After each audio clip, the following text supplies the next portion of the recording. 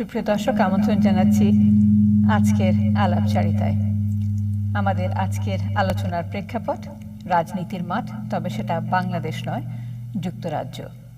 যুক্তরাজ্যে আজকের অবস্থানে আমরা দেখতে পাচ্ছি যে আমাদের বর্তমান প্রধানমন্ত্রী বরিস জনসন নানাবিধ ক্রিটিক্যাল সমস্যার সম্মুখীন। তার সম্মুখে এখন রয়েছে কোভিড চলাকালীন সময়ে কোভিড রুল ব্রেকের মতো অভিযোগ রয়েছে,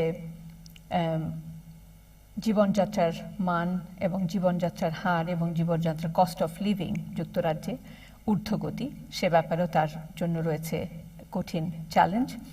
রয়েছে আমাদের ইকোনমি, অর্থনীতি, কোভিড ইকোনমি বিশ্বব্যাপী যে চ্যালেঞ্জের সম্মুখীন তার ঝড় বইছে যুক্তরাজ্যেও। এবং সবশেষে কনজারভেটিভ পার্টিতে ইসলামোফোবিয়া এবং ইসলাম বিদ্বেষী যে মনোভাব তা নিয়ে রয়েছে তার সম্মুখে বড় চ্যালেঞ্জ। এবং একেবারে সর্বশেষ যে ঘটনাটি ঘটেছে, লর্ড অ্যাগনিউ, তার মন্ত্রিসভার একজন মন্ত্রী, আজকে বিকেলে পদত্যাগ করেছেন। কোভিড কালীন সময়ে সরকারের যে বিজনেস লোন ছিল সে ব্যাপারে স্ক্যান্ডালের অভিযোগে তিনি পদত্যাগ করেছেন। তো আমাদের আজকের বিষয় হবে এই চ্যালেঞ্জগুলো নিয়ে বর্তমান প্রধানমন্ত্রী বরিস জনসন টিকবেন কি টিকবেন না। তার সম্মুখে রয়েছে আরও কিছু চ্যালেঞ্জ। ইউক্রেন নিয়ে আমরা অবশ্যই জানি যে সারা বিশ্ব এখন একটি বড় রাজনৈতিক চ্যালেঞ্জের মুখোমুখি। এই সময়ে বরিস জনসনের পদত্যাগ যুক্তরাজ্যের রাজনীতিকে কাবু করবে নাকি যুক্তরাজ্যের আগামী রাজনীতিকে আরও পোক্ত করবে, সেই বিষয়ে কথা বলবার জন্য আমার সঙ্গে তিনজন প্যানেল মেম্বার রয়েছেন। তাদের সঙ্গে পরিচয় করিয়ে দিয়ে আলোচনা শুরু করতে চাই। Good evening to my panel members. We are really privileged and delighted to have Barrister Anawar Babul Miah. Assalamu alaikum, Babul bhai, and welcome to the show. Assalamu alaikum. Thank you for having me. And then I have Councillor Canal, representing Conservative Party. He's a councillor from Redbridge. Paul, welcome to the show and thank you for being with us. I'm very pleased to be here. Thank you, Urmee. And we have, last but not least, Mr. Bashir Ahmed, President BBCCA. Bashir bhai, assalamu alaikum and welcome to the show.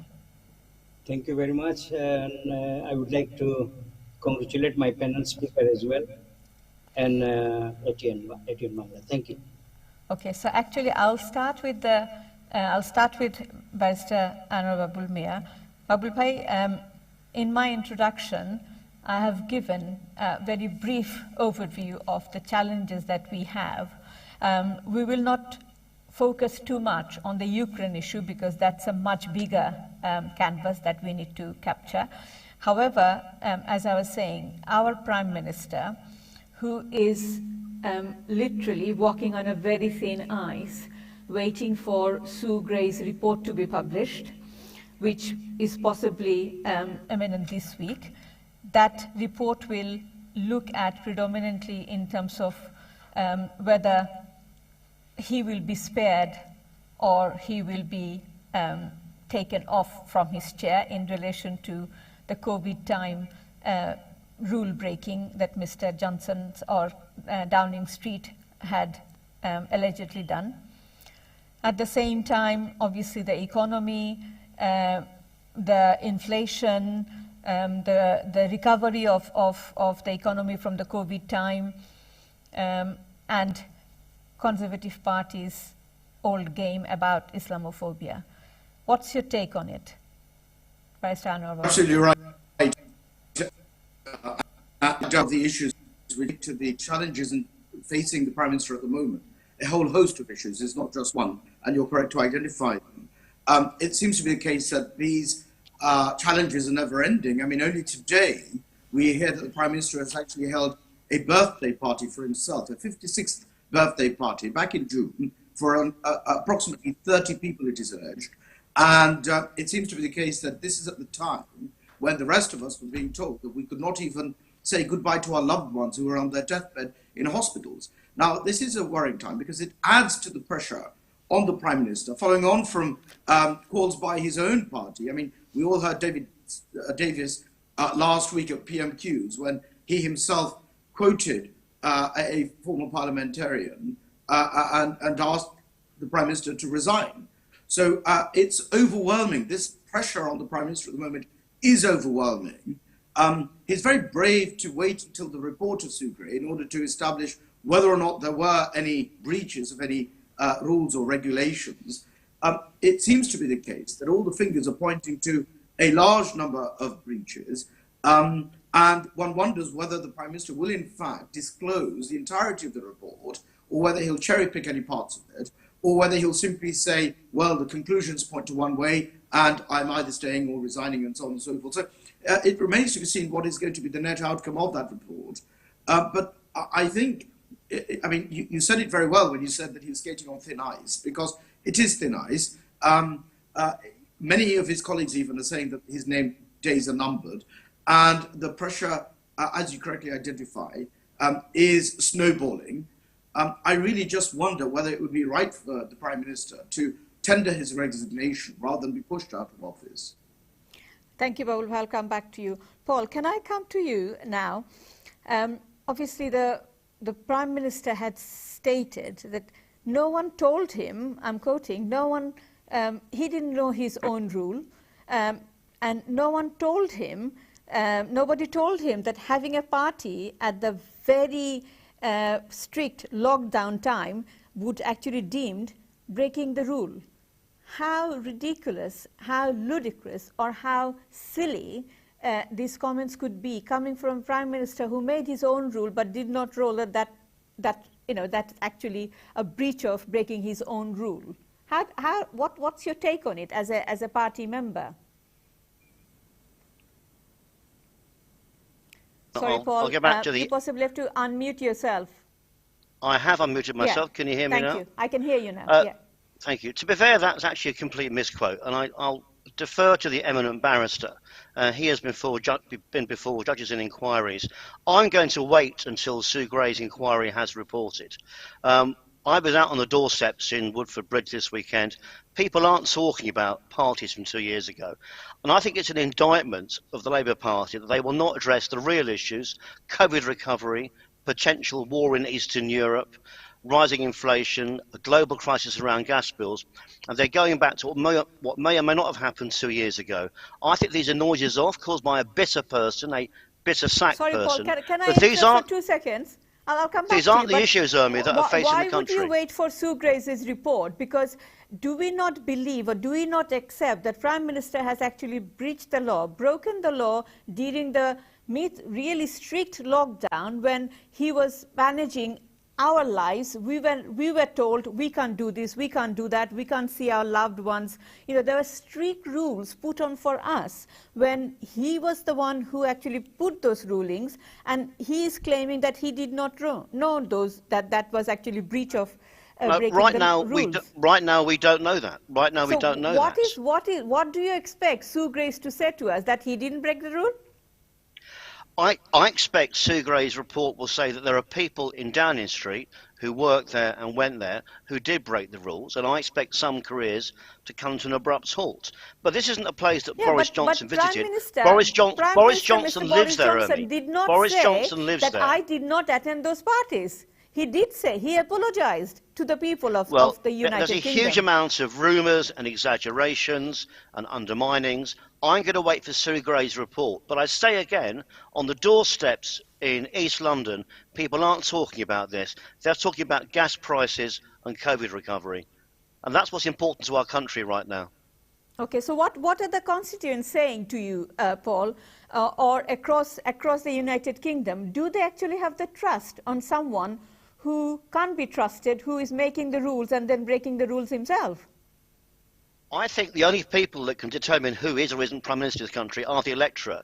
They voted Boris in 2019 with a massive mandate. It's they who will make the decision in 4 or 5 years' time. I am fully confident that Boris will fight the next election. I think people have exaggerated his involvement in this for their own nefarious reasons. I say again, what's important to our country and our residents in East London is COVID recovery, potential crisis in Eastern Europe, gas prices and inflation. And the government should focus on that, and the opposition should focus on what's important to the country and not tittle-tattle from 2 years ago. Paul, at a recent television interview, Minister for Armed Forces, he actually accepted that voters across the United Kingdom, that's the message the ministers, ministers are getting, that people are losing confidence on the Prime Minister, who can't be trusted for the simple things of breaking not his own rule. So how can we actually trust the Prime Minister to make such big decisions in terms of Ukraine, in terms of world economy, and how to recover our economy from COVID? How do we trust him to take such big decisions when people can't even trust him, you know, being so honest, and his credibility about maintaining such small things, about maintaining the COVID rules? I think this is a fiction that Labour are promulgating. They have nothing else to say. And on the doorsteps, people are not genuinely. I was out on the doorsteps this weekend with my colleagues Haz Ahmed and Sheree Rackman, and on the doorstep, people are not talking about parties 2 years ago. They're talking about what challenges our country faces now. And those are the ones we should be talking about and addressing. Thank you. Bashir Bhai, if I may come to you now, obviously as a businessman, as a business entrepreneur, we are seeing quite a lot of challenges for United Kingdom to recover from the COVID economy, from the COVID challenges. Taking that into account, obviously inflation is going up, cost of living is going up, gas prices are a challenge, and if unfortunately we end up with a war with Russia in relation to Ukraine, the economy of the world will also face significant level of challenges, including United Kingdom. In the middle of all this, us as general people, us as members of public, we are so concerned about Prime Minister not being able to be trusted with literally very small things about maintaining the COVID ruling, and not apologizing and then saying, and then doing dilly-dally, saying, oh, I did not know that I was breaking the rules. At the same time, the latest situation that we have, that is today, when a minister for, one of the senior minister actually, resigned in relation to fraudulent activities with COVID business loan that has been mismanaged, mishandled by this government. What's your take on it?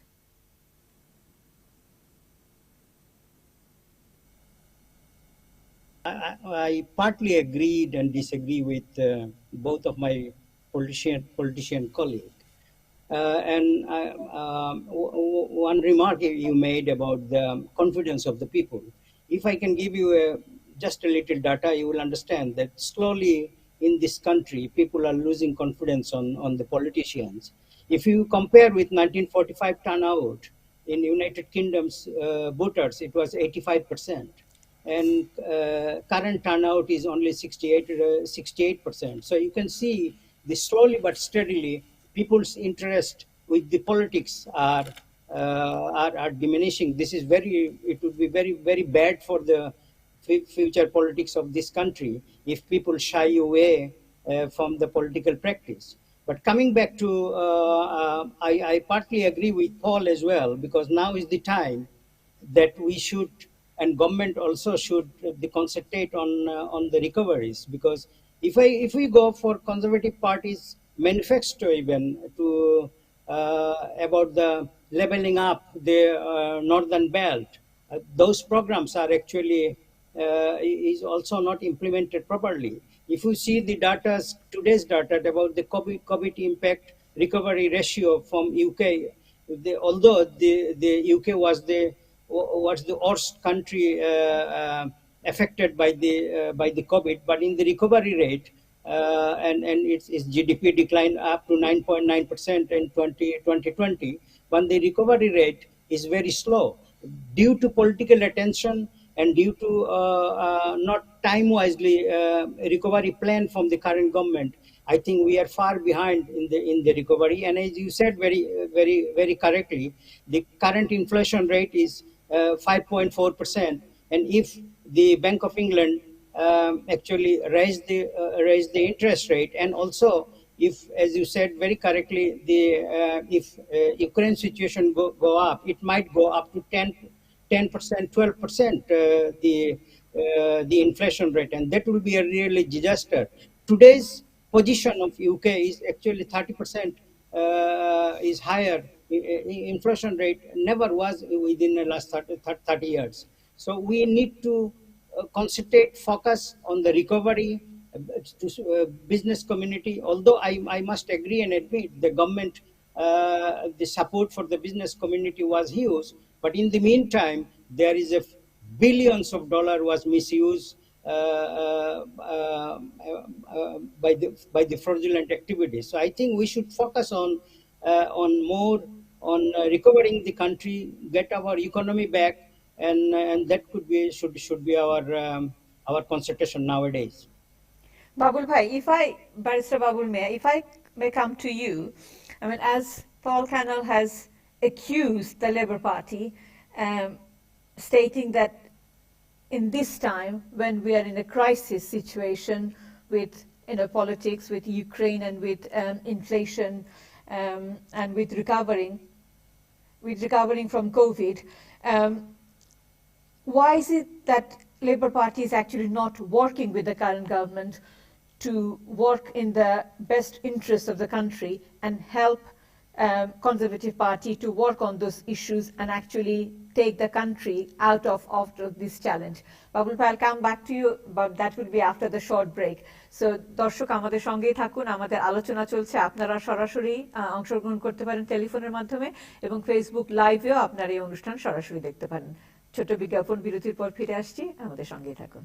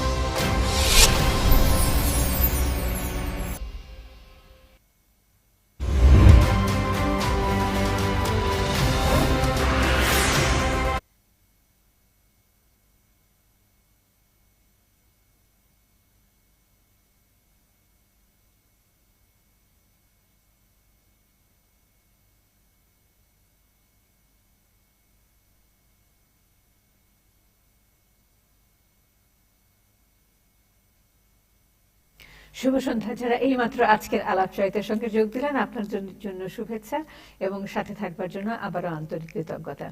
আমরা আজকে রয়েছি রাজনীতির মাঠে, তবে সেটা বাংলাদেশ নয়, যুক্তরাজ্যে। বাংলাদেশের রাজনীতি থেকে সরে এসে আজকে রাজনীতির প্রেক্ষাপট নিয়ে আলোচনা করবার জন্য আমার সঙ্গে তিনজন প্যানেল মেম্বার রয়েছেন ব্যারিস্টার আনোয়ার বাবুল মিয়া, রয়েছেন পল ক্যানাল কাউন্সিলর, এবং রয়েছেন বশির আহমেদ, প্রেসিডেন্ট BBCCA. বিজ্ঞাপন বিরতিতে যাবার আগে, my question to you was, Babul bhai, in terms of national crisis, I mean, if I may suggest that United Kingdom is going through a national crisis in terms of recovering from the COVID economy. The inflation is high, cost of living is rising, the Ukraine issue, and all these political challenges that our PM is facing at the moment. Obviously, Labour is demanding a resignation of the Prime Minister, but is this actually the right time for us to demand for the step down of the Prime Minister when the country is actually going through a significant challenges, rather whether we should expect Labour to stand by with Conservative Party, support the current government to recover from these challenges, especially the economic challenges that the country is facing. What's your take on it? That was the allegation made by Paul Canal.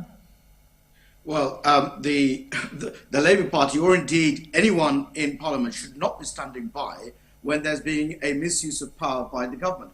What you've just heard, and what our viewers have just heard from Councillor Canal, and I hope what his constituents have just heard as well, is a classic case of smoke and mirrors. The position as espoused by Councillor Canal is actually preposterous. He is saying that we should wait for a report when this Prime Minister has actually even said that the report may not even be published.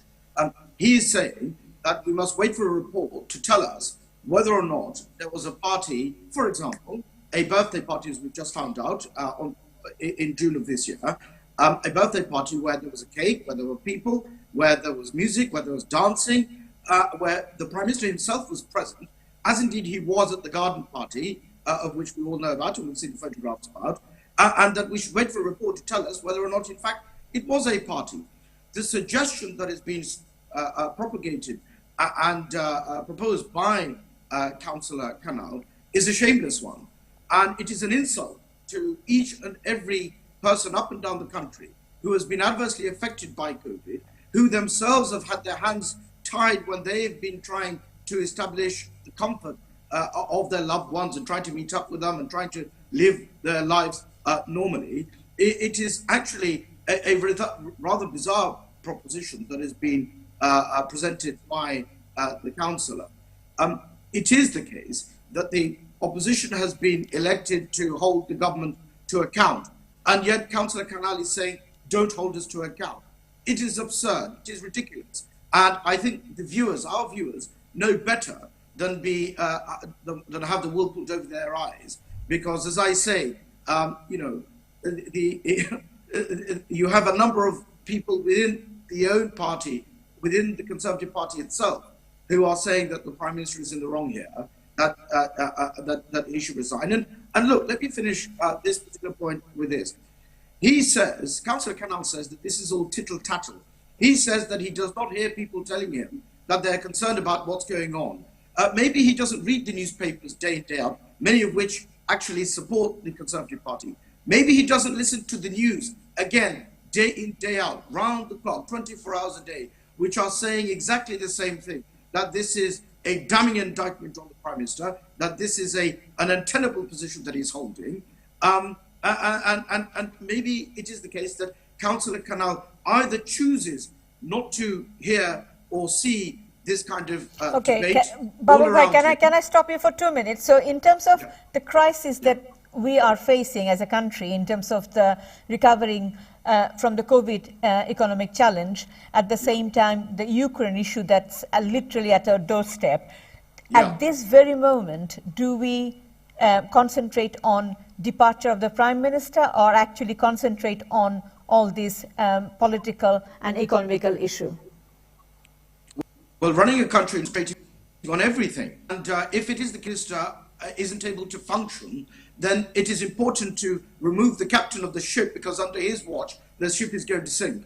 And it is the case that once we have proper leadership, proper accountability, proper rules and regulations which are being enforced, then of course that is in the best interest of the country, and that is what we should be focusing on. At the moment, I'm afraid that the Prime Minister is trying to exercise distracting tactics, trying to point the finger elsewhere and say, look at what's going on here, and let the people ignore the Prime Minister's own failures. It is very important that we have all of this. I mean, look, you mentioned that a parliamentarian resigned today. It was actually Lord Agnew from the House of Lords who, on the face of blatant abuse of the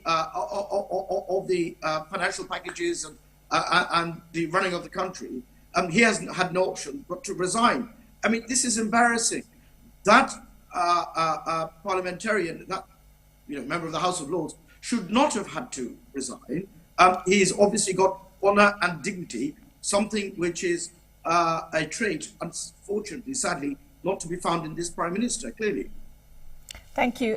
Paul, if I may bring those 2 points to you and bring it to your attention. Obviously, Lord Agnew resigned today with huge fraudulent activity with the business loan. So that's a really strong slap on the wrist for the Prime Minister. At the same time, how confident are you in terms of the independence of the report that you are relying very much that will tell us whether Prime Minister did something wrong or not? Sue Gray's, obviously, due respect to her, she is still a government official, she is still accountable and responsible to go back to the Prime Minister. So if I say that people, ordinary people like me may think, actually, what is going to be the possible outcome of this investigation or this report that we are relying on? So will it be, as Barrister Babul Miah said, that as public we may not actually see the whole report, so we may just see the recommendations, and then recommendations could be that Prime Minister telling himself off, saying, yes, I did something wrong, but I'm telling myself off, that's it, that's the end of it. So what exactly is it that you are relying so much on Sue Gray's report? At the same time, this last but not least, what happened today in terms of the gross mishandling of COVID budget or COVID finance by your government, the two incident, and obviously we will be talking about the Islamophobia in a minute. So how do you see the future of your government in Parliament? Well, I'll start, Urmee, by answering the Sue Gray question. Sue Gray is an independent and very able senior civil servant. She actually led the inquiry. Sorry, Paul, if she's a civil servant, how can she be independent? She actually led the inquiry, Urmee, that led to Damien Green resigning. So she has a Tory scalp already. She will do things properly. That was not the Prime Minister. She did not investigate the Prime Minister before. This is the first time. So she's accountable as a civil servant to the Prime Minister. She's accountable so her making comments about Prime Minister. She is accountable to the Civil Service Code, and this will be a thorough investigation, and I look forward to the results of it. What I think is particularly sad is that when Babul was making his excellent speech over 3 or 4 minutes, not a word was there about the real challenges facing this country. And we all need, on both sides of the bridge, we all need to come together to support our country in the challenges ahead. I don't want to waste your viewers' time talking about a party 2 years ago. It's your viewers who are facing fuel poverty. I have people in my ward who will not be able to pay their gas bills in May and June and July. Where is Labour's answer to that? Where's their policy response to Russian aggression in Eastern Europe? Where's their policy response to Russia turning off the gas taps? Labour are not holding the government to account. Labour are involved in tittle-tattle. As you said, Urmee, they're dilly-dallying. And what this country needs is a strong opposition, and we haven't got it. We aren't going to have it under Keir Starmer, and that needs to change. And until that happens, we must look forward as a community and face the challenges in front of us and work out a policy response to what's important. And that's inflation, that's COVID recovery, that's potential war in Eastern Europe, and not whether or not someone had a canapé 2 years ago in Downing Street, which quite frankly is a pathetic response for an opposition and very, very disappointing. Bashir bhai, That's such a...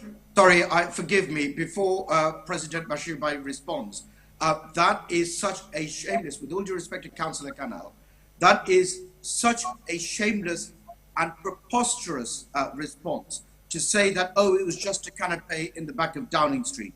That is offensive. It is offensive to the millions of people who have been impacted by the rules and regulations of this very government, who have enforced them very heavily by fining people, by preventing people. It is an insult to Her Majesty the Queen. We've all seen the photograph of her mourning the death of her beloved husband, all alone, without her family next to her. And to say that, oh, it was just a canapé in the back of Downing Street is not really wrong, but I think it's outrageous. And I think, I really do hope that Councillor Canal's constituents are listening to this. I'm aware that and I stand to be corrected, I'm aware that Councillor Canal's constituency has had the Conservative councillors reduced in half in recent years. And I'm really wondering whether or not distracting people from the main issues troubling this country is the cause of it. Because what I've just heard is absolutely so shocking, it's unbelievable. It really is very concerning that Babul bhai, sorry to interrupt. Yeah. We have taken your comment, and I'm sure we will come back to that. Sorry. I want to now move to Bashir bhai. Bashir Ahmed, President BBCCA. In terms of another, as I was just asking Paul, in terms of this huge mishandling of COVID fund during COVID business loan to the business people. So how do you think the government is actually going to recover this huge amount of money that possibly has been given to wrong people, or banks were not being able to recover those loans? So it's a huge amount of money. Obviously, a minister had to resign because of the level of fraudulent activities in relation to this issue. What's your take on it? Because at the end of the day, then it's the business community who will suffer and general public will suffer. I agree with you on that. The figure is exactly 29 billion pound. 29 billion pound. This money is actually for the poor business people who are supposed to survive with it, and that is really government should answer for this type of so vigorous misuse of the COVID fund. Its figure is, I repeat, 29 billion exactly, and it's also really sad to understand that instead of government policy, we are and support to recover the business, this political fighting is going on. We are really disheartened that we should focus on the recovery. We should focus through, and both parties should collectively make a policy demand for implementing the better thing for the community. As an example, is really sad that you started with Islamophobia. The concept is really sad that mainstream political institutions do not recognize that 5% ethnic Indian community in this country contributing 10% at the British economy, and and they should collectively, what we want as a business community, we want that government, whoever's in the power, should regulate us properly, support us to grow, create new business, create new entrepreneur in this country, and recover this disastrous economic condition of this country. And we as a business community, we are really saddened to see that this is not the right time. And yes, I understand opposition should also they push and stop it, but government also should consider it that this is not the right time to actually to political fighting. We must carry forward our economic recovery, because election is within 2 years in 2024, and yes, the political voice opposition party should come up with the strongest possible argument. But I think that we should focus Thank you, on Bashir Bhai. Let me take you. You have kind of touched on it. Another really shocking and challenging position for the PM is that the sacking of the former minister Nusrat Ghani in 2020, and she alleged that her departure from the parliament, from her ministerial position, was because of her religious position. So her being a female, a Muslim, especially her being a Muslim, was the reason for her departure from her ministerial position. Obviously, that's a significant challenge. And she also claimed that she did raise this issue with the PM, with the Prime Minister, and he did not take this concern seriously. And we now know that Sajid Javid and another senior minister have actually demanded an independent investigation in this issue. How critical and how challenging this is going to be for the Prime Minister to actually reunite the party specifically on this issue. I mean, we know Labour Party have faced challenges to deal with anti-Semitism within the Labour Party, and we have seen in the past Conservative Party, we know David Cameron was working hard to address this issue within Conservative Party, but it looks like that issue is very much live within Conservative Party, where they have a strong sense of disliking against Muslims. Yes, you see, there is the frustration I just express to you and your viewer, that both political parties should consider. We all know that the institutional discrimination and so many things the political party need to work out within themselves.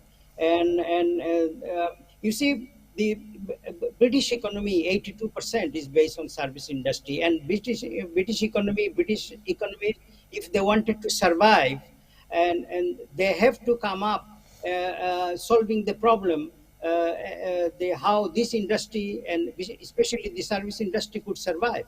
Because you should not, what we are observing from during the Brexit period, the politicians, unfortunately, I have to say it publicly, that the politician unfortunately used the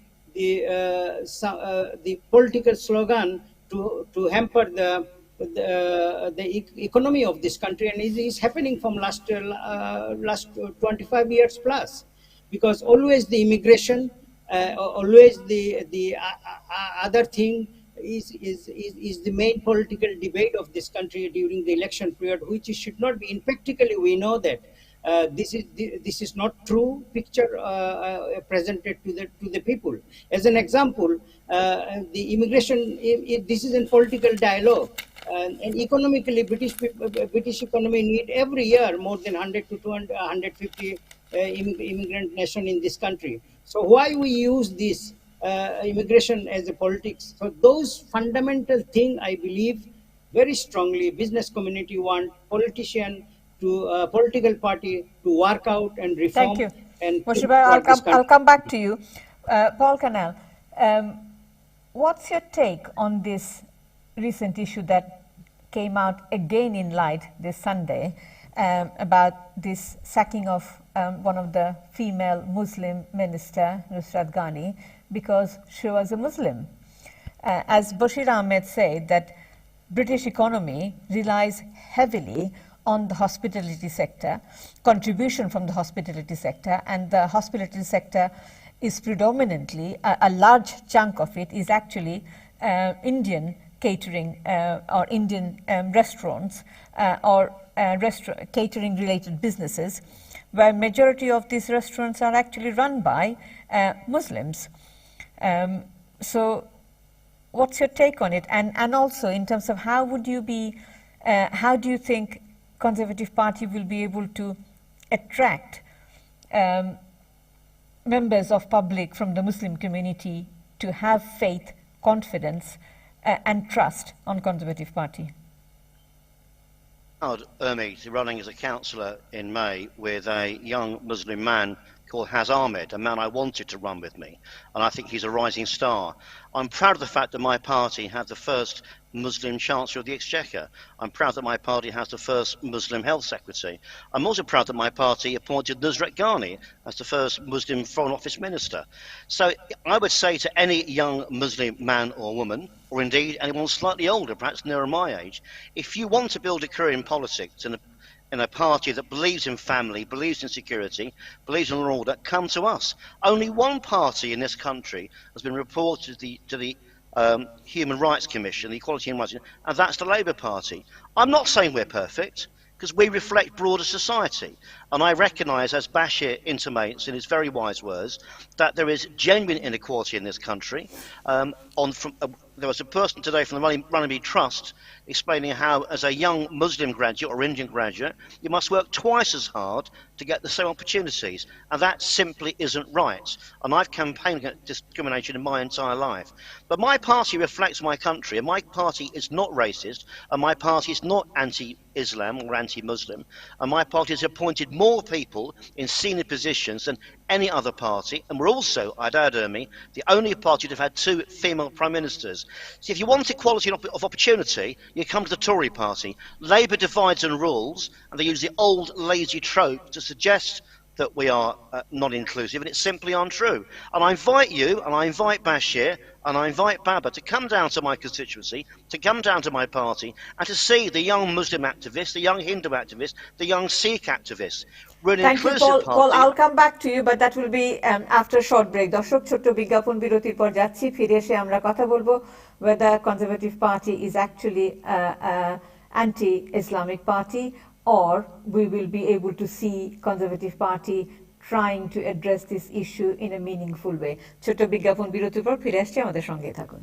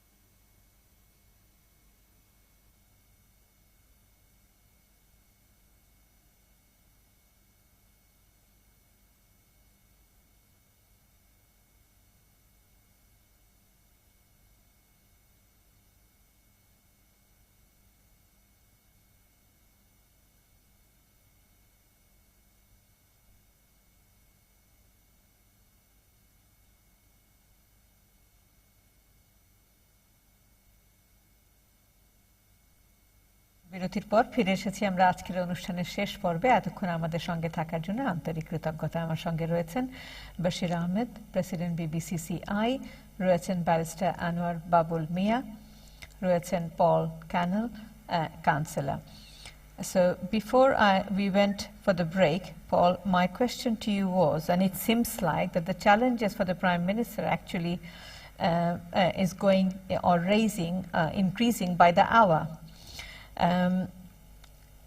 You have 29 billion pound worth of mishandling of business loan, which should have been supporting vulnerable business community. You have failed. You have a party that has got the allegation, which was again supported by Baroness Warsi, as well as one of your token minister, Sajid Javid, demanding independent investigation of the allegation that was made by Nusrat Ghani that she was sacked because she is a Muslim. On top of that, inflation is sky high. Recovery from the COVID economy is very, very fragile. And if we end up after you and a couple of other parliamentarians are saying that they are waiting for the report from Sue Grace, if we end up with 54 parliamentarians giving the no confidence vote for the Prime Minister, we will possibly be facing a departure of Boris Johnson. What's your take on it, Paul? How you're going to reunite? How do you think this party could be reunited and actually address this significant challenge against the party that you are an Islamophobic party? Start with your first remark, Urmee, concerning the government loan scheme. The Treasury put together the biggest ever support package for businesses and individuals in this country since World War II, and they sent out millions, if not billions of pounds to support businesses.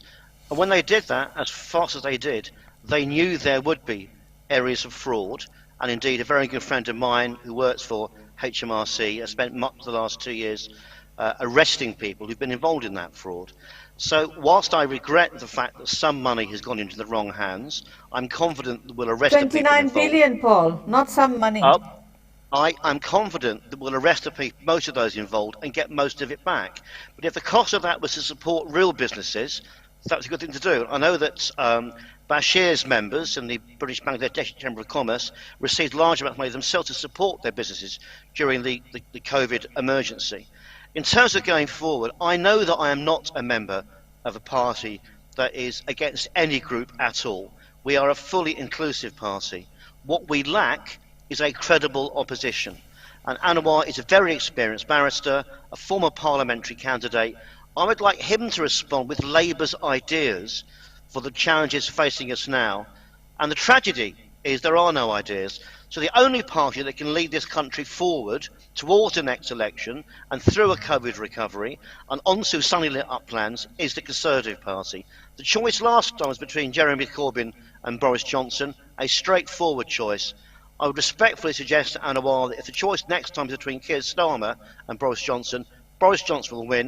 I'll happily wager a amount of money for charity, let's not get to that point yet, Paul. Boris will fight the next election. Thank you, Paul. I'm sure Barrister Anawar Babul Miah has quite a lot to add. Babul Bhai, if I may ask you to comment on this anti-Islam or Islamophobia on the part of Conservative Party, where Nusrat Ghani had made this allegation. Baroness Warsi had also confirmed that that is the position, and she also commented that the party has a lot to look into.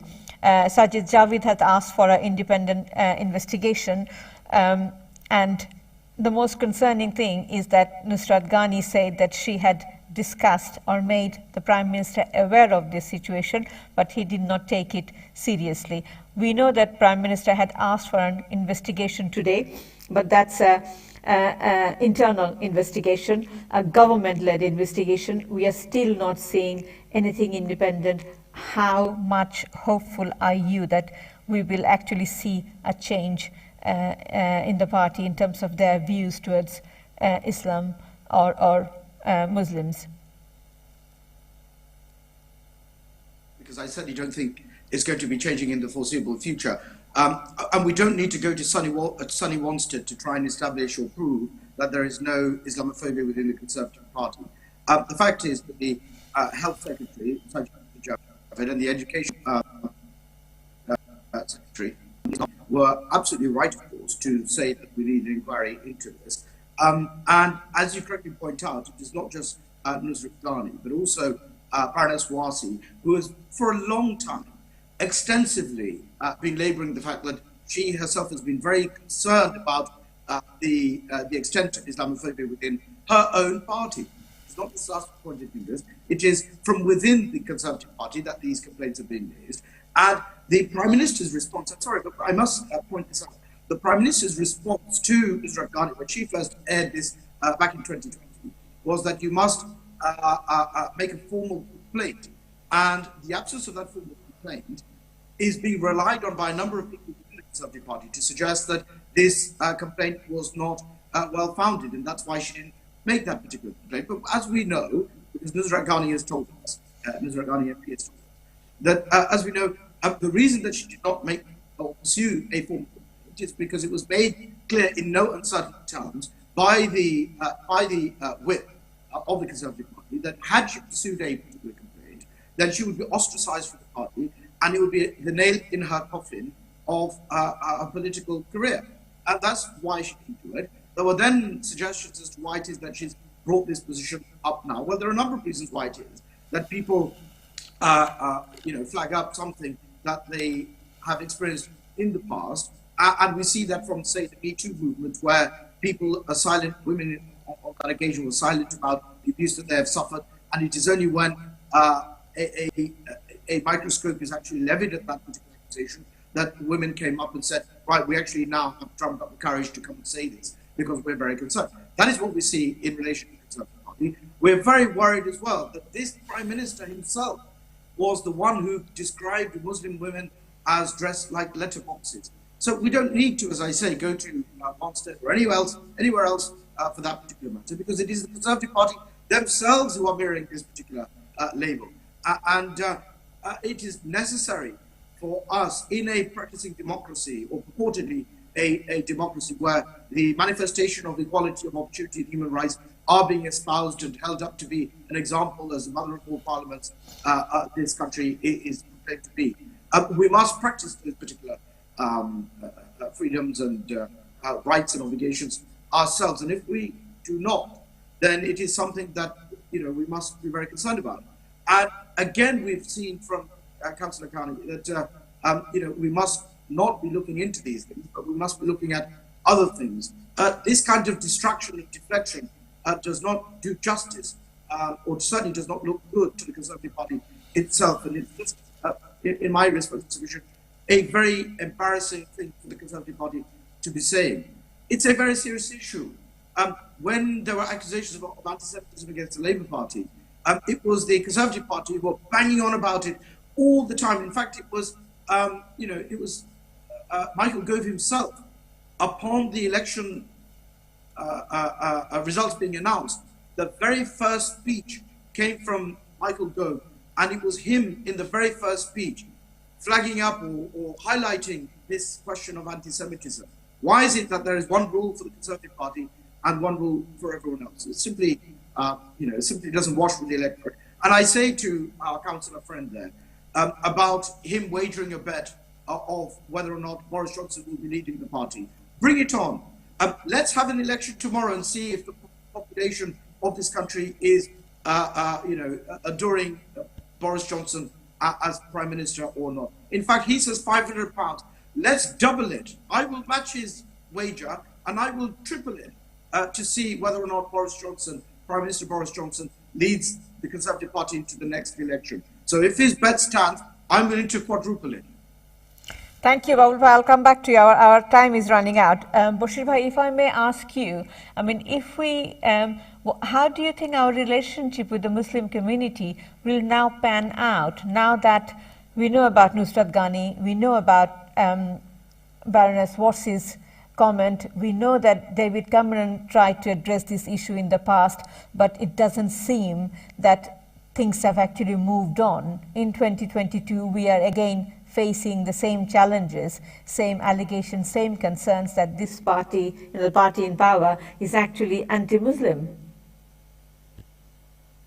I agree partially with Paul. Both of the parties is actually the maintain the secular mentality. Only few people is a few rotten apples in everywhere in every sector in the world, and politics is not out of that gesture. But what we need to do now, actually, that what is most concern us, the business community, that UK now still holding the position of heart of the global financial sector is only because of its holding it, because its international diverse workforce we have in London. London is the mostly bread earners of the United Kingdom economy, including the 82% of the service industry sector. So therefore, we need to keep those harmonies. And we need, I'm sure that if political parties wanted to resolve this issue, they can do it very quickly, very fast, and root out those rotten apples from the politics. I know, but Bashir Bhai, how committed do you think the government is when they are actually ordering investigation? But that's an internal investigation. Well, does it not show the level of commitment? That's member of parliament to decide. I agree with Anwar Babul at this stage that the Conservative Party's political destination and the few of the activities is not very suitable for practicing democracy. That we should to stop right now, and that's the we business community, we can just urge to the politician and member of parliament to put their house in order, and that's only we can say, because as we observe in everywhere, you see, we are concerned about the 30% of the hospitality industry, restaurant sector is wiping out by 2022. Who is going to save those thousands of the entrepreneurs? We are not creating the new entrepreneurs within the business community. So we see we don't see anymore the light and the end of the tunnel, especially for the economic. Bashir Bhai, are you concerned that this will actually hamper the relationship between the Muslim community and the Conservative Party? Are you at all concerned, or do you think, to be honest, that's not going to have much impact? Community was already in reverse mode due to so many activities what Anwar Babul mentioned, but is happening. It has to stop right now, because our economy is need to move forward, and political parties need to work together, as you said very correctly. This is not the time actually also to carry on with the subject. And this is both parties. The Conservative Party need to decide how to move forward, and opposition party need to support. If, for God's sake, if the Ukraine war come to our doorstep, then the 300% the gas bill the consumer have to pay, because the Russia controls almost 35% of the gas in this supply in this country. UK has only 35% of their own gas supplying capabilities. So we need to concern all those and work together, both political party, and support the economy to Thank grow. You. Babul Bhai, if I may come to you, I mean, working together as suggested by Bashir Ahmed with the Conservative Party to address some of these national crises, i.e.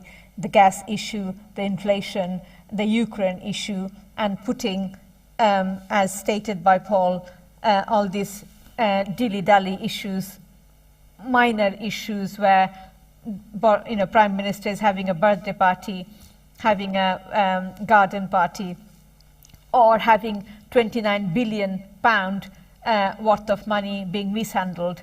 Is it an option?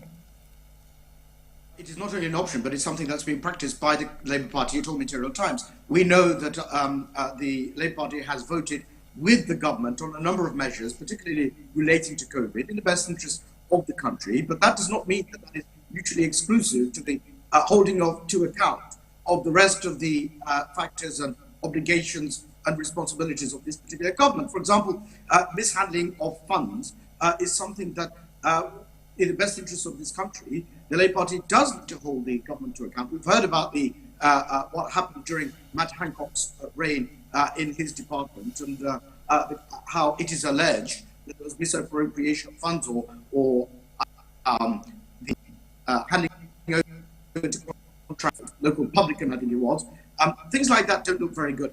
And also, in the best interest of the nation, if there are matters which mean that the government needs to answer for, such as holding parties and so on and so forth, when the rest of the country, including Her Majesty the Queen, were unable to, as I said earlier on, spend time with their loved ones, it must be pointed out that it can't be one rule for the Conservative MPs and one for the rest of the country. That is something that must be put to the government. That is something that we cannot shy away from. That is something that we must hold the government to account on, because if we were silent on those sorts of things, we, the Labour Party rather, would not be holding the government to account. And let me just very finally add this.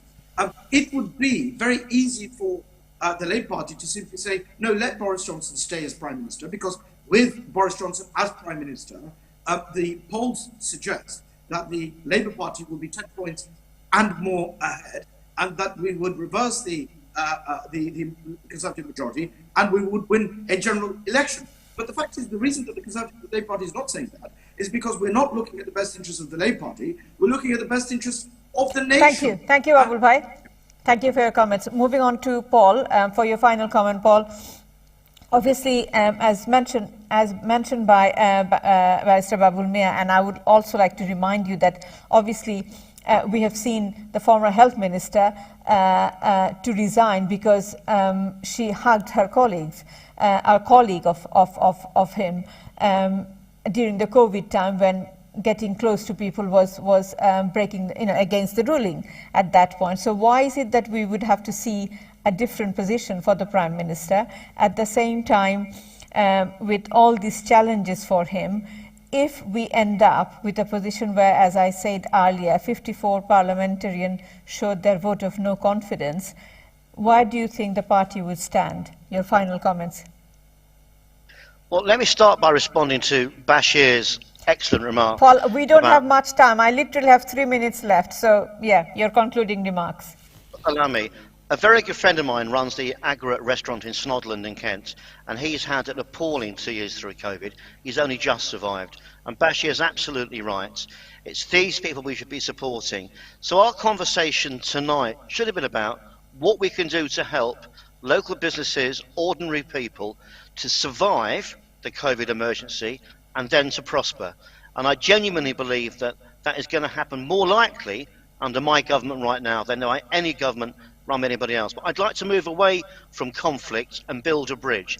If Anawar and his colleagues have got better ideas, let us hear them. And let's sit down together. Let's have dinner at some point. Let's sit down together and find some policy ideas that benefit ordinary people, that helps them pay their higher gas bills, that helps them to recover after COVID, helps them get new and better jobs, helps them to succeed at university and at college. Let's have those conversations, which makes our part of London and our borough and so our Paul, capital, are you sure, literally, yes or no, are you sure, or are you confident that you're not going to get 54 parliamentarians from your party to say they don't have any confidence on the Prime Minister, so they're not going to put Boris Johnson will fight the next election for us. I'm convinced of that. Brilliant. Thank you. Thank you, Barrister Anawar Babul Miah. Thank you, Bashir Ahmed, and thank you, Paul Canal, for your contribution. Hope viewers, you have enjoyed this debate, this meeting, and this kind of communication between the two party representatives, and Bashir Bhai being a business from the business community. So we will see you next Monday. আগামী সোমবারের অনুষ্ঠান দেখবার আমন্ত্রণ রইল। ভালো থাকবেন, সুস্থ থাকবেন এবং কোভিড রেগুলেশনস মেনে চলবেন। শুভরাত্রি। আজকের মতন বিদায় নিচ্ছি। আগামী সোমবার দেখা হবে সকলের সাথে। সেই পর্যন্ত সবার জন্য অনেক অনেক প্রীতি, শুভেচ্ছা এবং শুভকামনা।